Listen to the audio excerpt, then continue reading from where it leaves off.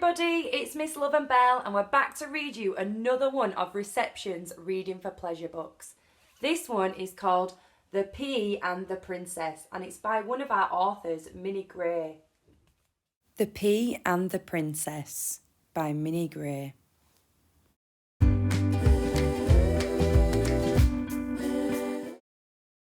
Many years ago, I was born in the palace allotment among rows of carrot and beetroot and cabbage. I nestled snugly in a velvety pod with my brothers and sisters. I felt a tingle. I knew that somehow I would be important. The time came for us to go to the palace kitchen. We were shelled and put in a bowl. We were going to be part of a new recipe.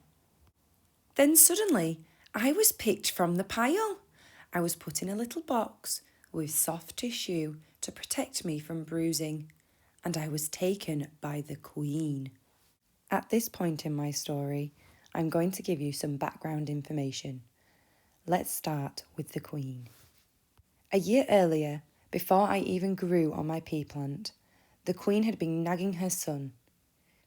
"You are nearly 34 years old, Prince," she said. "It really is high time you married. The public expect it.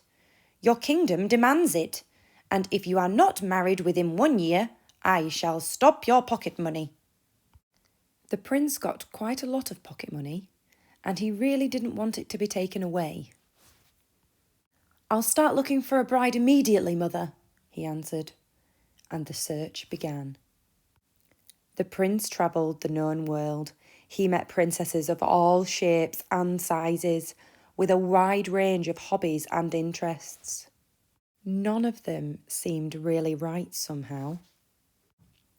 Too loud, too quiet, too funny, too grumpy, too sleepy, too energetic, too scruffy, too tidy, too pink, too scary, strange pets. After a year's search, the prince returned home, feeling glum. "Right, that's it," shouted the Queen. She stormed off to the palace kitchen. She came back with me in my little box. "Now," said the Queen, "listen carefully. This is something only queens know. A real princess will be able to feel this little pea as she sleeps, even if she is sleeping on top of 20 mattresses and feather beds. And you are going to marry the first girl who can feel this pea." Months passed. I spent most nights in the darkness under a pile of 20 mattresses and feather beds and a princess. In the morning, each princess would be asked, "And how did you sleep, my dear?" by the Queen. The princesses had been properly brought up. They always answered politely, "Like a log, thank you, ma'am," or "Like a baby, thank you, ma'am." And they all said, "What a comfortable bed." They were, as I said, all very polite princesses. The prince will never find his princess at this rate, I thought to myself.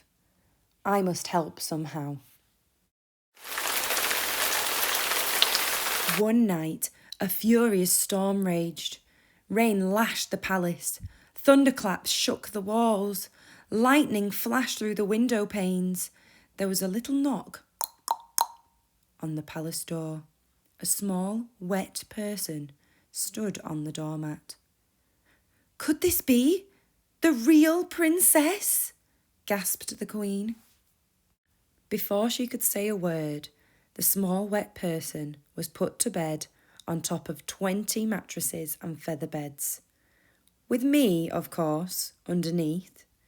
In the darkness, under the mattresses, I recognised the soft snoring. I must help, I thought. I tried jiggling and wiggling. The snoring carried on quietly. I must do something, I thought desperately. I inched my way to the edge, and then I started to climb. Slowly, I struggled to the top of the towering pile. I softly rolled across the pillow, right to the girl's ear. "There is something large and round and very uncomfortable in the bed under you," I whispered. And while she slept, I told her about the large, round, uncomfortable thing for 3 hours. In the morning, the Queen asked the girl how she had slept. "Oh, it was awful," she sighed. "Something large and round and uncomfortable was bothering me all night." The wedding was very grand. The Queen was interested to meet the new princess's family. I'm sure they will all live very happily together. And as for me, I became a very important artifact. And now I have my own glass case. I am on display. And if you visit the right museum and look in the right place, you may chance to see me. I hope you enjoyed this story. And as you can see in the picture, the prince and the princess are in the garden. I wonder if you go back through the story and listen again, if you can figure out who the mystery princess is.